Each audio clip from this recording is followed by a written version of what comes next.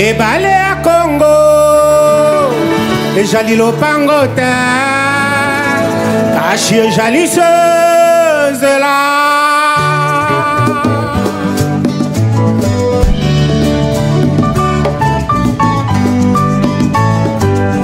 Yahweh Yahweh benisa Congo Yahweh Yahweh batela ni Congo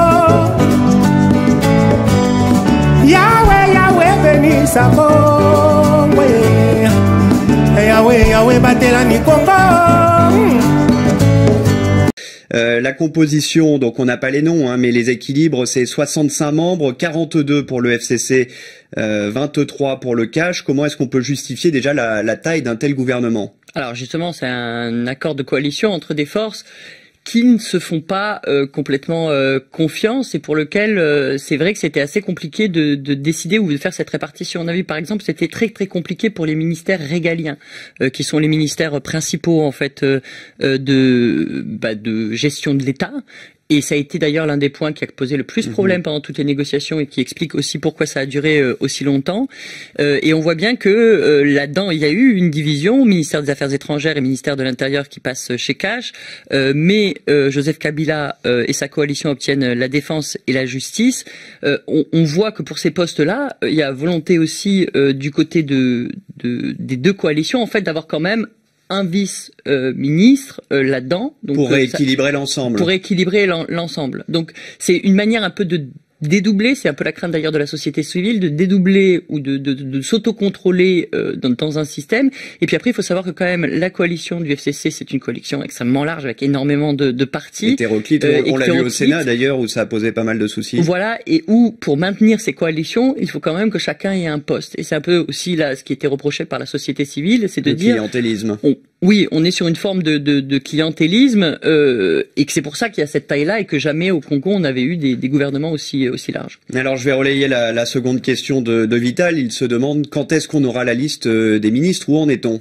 Alors, il y a eu les propositions, on a vu tout ce week-end le Premier ministre consulter, et c'est vrai qu'il reçoit notamment des gens comme Batilou Kwebo, l'ancien ministre, qui demande à rentrer au gouvernement, mais qui ne fait plus partie d'aucune des deux coalitions. Donc ça risque de prendre un peu de temps, et notamment parce que du côté de CACH, on aimerait bien qu'il y ait des nouveaux visages dans ce gouvernement, y compris du côté du FCC. C'est vrai qu'avec 42 membres, alors que sur les derniers gouvernements, on était à 55 membres, on risque d'avoir l'impression, très rapidement, d'avoir un peu le même gouvernement.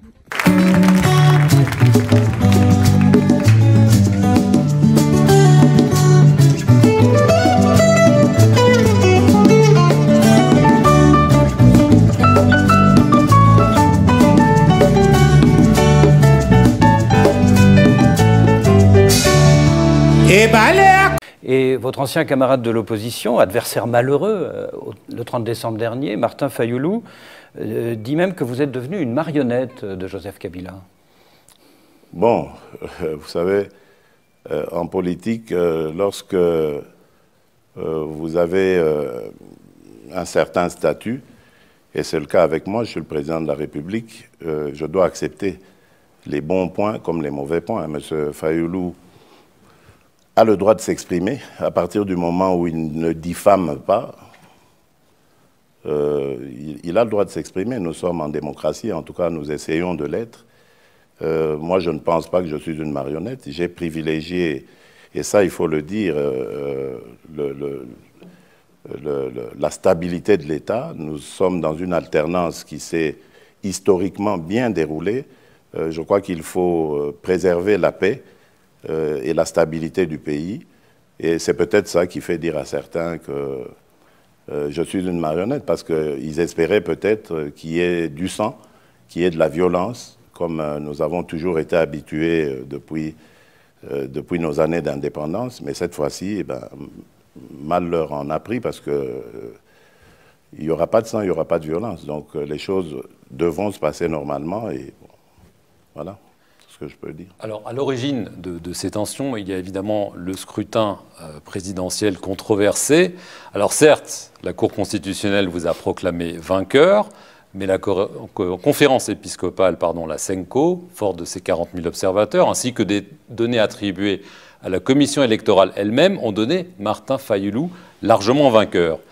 Est-ce que vous comprenez que, du coup, la proclamation de votre victoire soit toujours si controversée? Je ne le comprends pas, d'abord parce que ce que vous dites de la CENCO n'est pas vrai. La CENCO n'a jamais démontré ce qu'elle a avancé. Il y a eu prétendument, il faudrait lui poser la question, il y a eu prétendument 44 000 observateurs de la CENCO, ce qui n'est pas vrai, puisque la CENI n'en a accrédité que 17 000. Et le jour même du scrutin, il y en avait 5 000 qui avaient été, un peu plus de 5 000, qui avaient été répertoriés sur l'ensemble du territoire. Donc ça veut dire que les chiffres que la CENCO donne, ou si elle les a réellement donnés, sont sujettes à caution. Ensuite, le candidat malheureux lui-même a eu mondialement l'occasion de démontrer qu'il avait raison, devant toutes les caméras du monde. Il n'a pas réussi à le faire. Pour moi, c'est passé. Aujourd'hui, d'ailleurs, je suis en très bon terme avec les évêques de la CENCO, et ils ne sont plus revenus sur cette affaire. Regardons devant, c'est le Congo qui m'importe et plus rien d'autre. Expliquez-vous même, Monsieur le Président, que les procès-verbaux de vote du 30 décembre n'ont jamais été publiés par la Commission électorale, alors que c'est pourtant la loi. Ça, il faut demander à la CENI. Nous avons notre PV, je vous l'ai dit, nous les avons confrontés avec... Et balé à Congo, et Jali Lopangota, caché Jalisseuse là. Nous avions attendu le contraire, il n'y a pas de... Maintenant, la CENI, c'est possible, moi je ne veux pas... Yahweh, Yahweh, béni sa Congo. Yahweh, Yahweh, batela mi Congo.